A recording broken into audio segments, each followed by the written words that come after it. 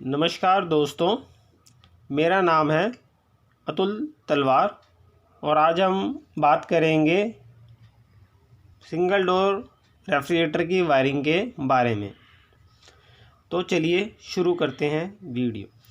Single door refrigerator wiring के अंदर हम देखेंगे कि सबसे पहले हमारे को सप्लाई जो है न्यूट्रल और फेस हमारा कैसे कैसे चल के कंप्रेसर को और बल्ब को स्टार्ट करता है। चलिए देखते हैं।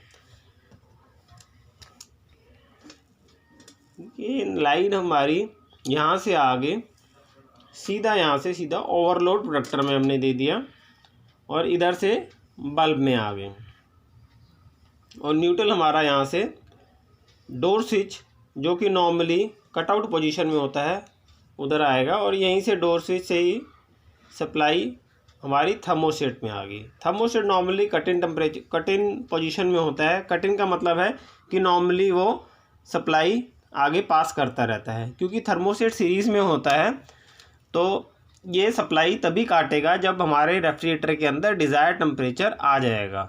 जब वो टेम्परेचर जो हमने सेट किया है उस तक पहुंच जाएगा तब वो सप्लाई थर्मोस्टेट कंप्रेसर को देनी बंद कर देता है।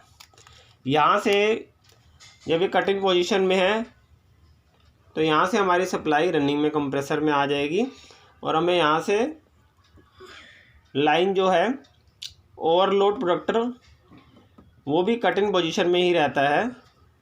वहाँ ये भी सीरीज़ में है ओवरलोड प्रोडक्टर, यहाँ से कॉमन में आ गई तो ये हमारा कंप्रेसर यहाँ से चल जाता है न्यूट्रल सप्लाई मिलने से। बल्ब के अंदर न्यूट्रल के अंदर यहाँ से न्यूट्रल हमने ऑपरेट किया हुआ है डोर स्विच के थ्रू।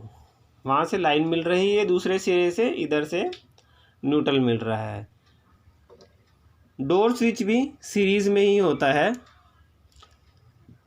यहाँ से सप्लाई इधर से आपको यहाँ पर आएगी और जब ये हमारा डोर स्विच बंद होगा तो ये सप्लाई कटी होती है। क्योंकि जब दरवाज़ा बंद होता है तो हमें रोशनी की ज़रूरत नहीं होती है।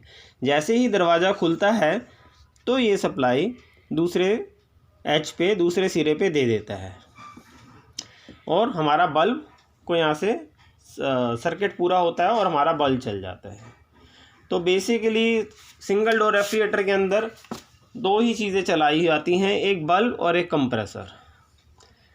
बल्ब हमारा डोर स्विच से ऑपरेट होता है और कंप्रेसर ओवरलोड प्रोडक्टर के थ्रू और थर्मोस्टेट के थ्रू ऑपरेट होता है, जो दो सीरीज़ में चीज़ें लगी होती हैं।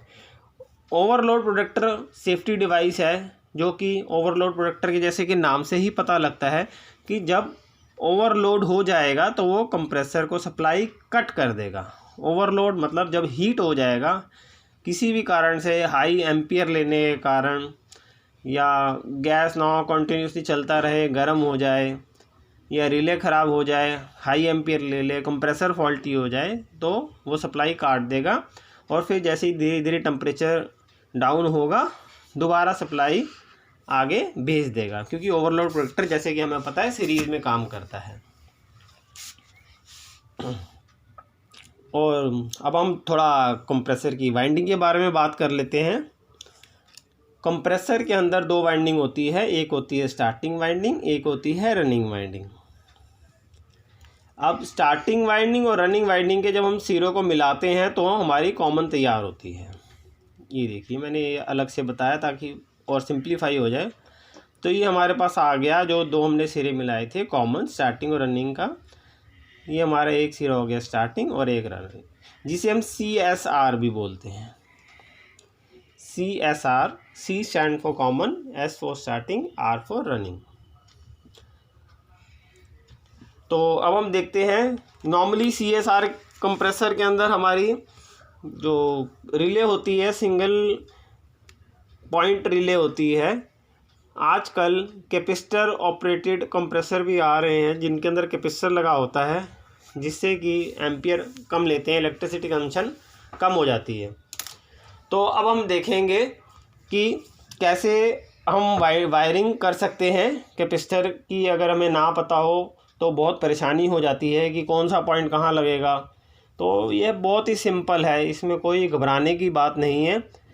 मैं आपको दिखाता हूँ क्या वाइंडिंग होती है, बताता हूँ। ये हमारी रिले है, 3 पिन रिले है। कई बार 4 पिन रिले भी होती है, यहाँ पिन एक्स्ट्रा होती है। तो जो इस तरफ की जो रिले जो पॉइंट्स होते हैं वो सीरीज़ में, मतलब एक ये पत्ती लगी होती है ये, और ये आप कंटिन्यूटी टेस्टर से चेक कर सकते हैं या मीटर से, मल्टीमीटर से चेक कर सकते हैं, ये कंटिन्यूटी बताएगा। वैसे ही अगर इधर भी एक पॉइंट हो तो ये दोनों भी बताते हैं। नॉर्मली 3 पॉइंट की होती हैं, कई बार मार्केट में 4 पॉइंट की रिले भी मिल जाती है। तो हमारे पास एक रिले है और एक कैपेसिटर है। तो हम कैपेसिटर की एक तार यहाँ स्टार्टिंग पे लगाएंगे जो कंप्रेसर के जाएगा, ये वाला सिरा रनिंग पे जाएगा। हम इधर इसको ऊपर भी लगा सकते हैं और नीचे भी लगा सकते हैं, कुछ फ़र्क नहीं पड़ता है। हम इसको ऊपर लगा रहे हैं। ये हमारी रिले इस तरह से वायरिंग होती है। और ये हमारा ओवरलोड प्रोटेक्टर है। ओवरलोड प्रोटेक्टर भी, ये वाला जो पॉइंट है ये हमारा सिरा ये कॉमन में चला जाएगा और ये हमारी रिले कंप्रेसर के ऊपर ऐसे लग जाएगी। तो इस तरह से ये हमारा रिले ओवरलोड कंप्रेसर पे लग जाएगा। अब हमारे पास न्यूट्रल और फेस होगा, तो हम न्यूट्रल देंगे आपका ओवरलोड प्रोटेक्टर पे और फेस देंगे रिले के ऊपर, और हमारा कंप्रेसर स्टार्ट हो जाएगा, वर्क करने लग जाएगा। ठीक है जी। तो ये हमने तो देखा कि कैसे हम वायरिंग भी कर सकते हैं। 2 पिन और 3 पिन की जो रिले होती है उसके अंदर कैपेसिटर भी लगा सकते हैं। तो एक बार हम फिर देख लेते हैं, जिससे मैं ये लगा देता हूँ, जिससे कि बहुत ही आसानी से, सरलता से हमें समझ सकें कि कैसे रेफ्रिजरेटर काम भी करता है और वायरिंग कैसे की जाती है। देखिए, यहाँ से न्यूट्रल आया डोर स्विच के ऊपर। ये डोर स्विच नॉर्मली दरवाज़ा बंद रहता है, और यहाँ से लाइन हमारी आई, यहाँ से बल्ब के, यहाँ पर हमने बल्ब को इधर सप्लाई दे दी। जैसे ही हम दरवाज़ा खोलेंगे तो ये कांटेक्ट जो है न्यूट्रल आगे पास करेगा और ये हमारे बल्ब को सप्लाई मिल जाएगी और हमारा बल्ब ग्लो करने लग जाएगा, जलने लग जाएगा। फिर जैसे ही दरवाज़ा बंद होगा वो सप्लाई को डिस्कनेक्ट कर देगा और हमारा साइकिल कट जाएगा। इसी तरह से जब लाइन हम यहाँ से डायरेक्ट ओवरलोड में देंगे, यहाँ पर सप्लाई आएगी और ये वाला पॉइंट हमारा कॉमन पे आएगा, और न्यूट्रल हमने यहीं से थर्मोस्टेट में जा रहा है हमारा। थर्मोस्टेट नॉर्मली कटिंग पोजीशन में होता है। जब डिज़ायर टेम्परेचर आएगा, जब हमारा रेफ्रिजरेटर में जो हमने टेम्परेचर सेट किया हुआ है वो डिज़ायर टेम्परेचर आ जाएगा, तब वो कट ऑफ पोजीशन में आएगा। मतलब वो ये फिर ये सप्लाई यहाँ से काट देगा, ये हमारा कट ऑफ हो जाएगा। नॉर्मली ये कट इन पोजीशन में होता है, कट इन पोजीशन है। कट इन पोजीशन में होगा तो यहाँ से सप्लाई ये रनिंग पे आएगी और हमें ऊपर से, यहाँ से आपका कॉमन पे न्यूट्रल आ रहा था, यहाँ से फेस आ गया, तो हमारा साइकिल सर्कल पूरा हो गया और हमारा रेफ्रिजरेटर का कंप्रेसर ऑन हो जाएगा। डिज़ायर टेम्परेचर आने पे थर्मोस्टेट उसे कट ऑफ कर देगा। या जब हम थर्मोस्टेट को डीफ्रॉस्टिंग में डालते हैं और इसको प्रेस करते हैं तो ये अंदर रह जाता है और अभी टेम्परेचर नहीं होगा तो ये वापस आ जाएगा। जब अंदर रह जाता है तब भी ये थर्मोस्टेट सप्लाई को काट देता है और कंप्रेसर को बंद कर देता है। फिर जब सारी बर्फ़ मेल्ट हो जाती है तो दोबारा कटिंग पोजीशन में आ जाता है और सप्लाई कंप्रेसर को फिर देना शुरू कर देता है, साइकिल सर्कल पूरा कर देता है। तो इस तरह से हमने जाना कि कैसे एक सिंगल डोर रेफ्रिजरेटर की वायरिंग होती है। इसमें अर्थ भी कंप्रेसर पे देना बहुत ज़रूरी है। अर्थ सेफ्टी के लिए होती है कि किसी तरह की लीकेज हो तो वो अर्थ जो है ग्राउंड हो जाए, जिससे शॉक ना लगे।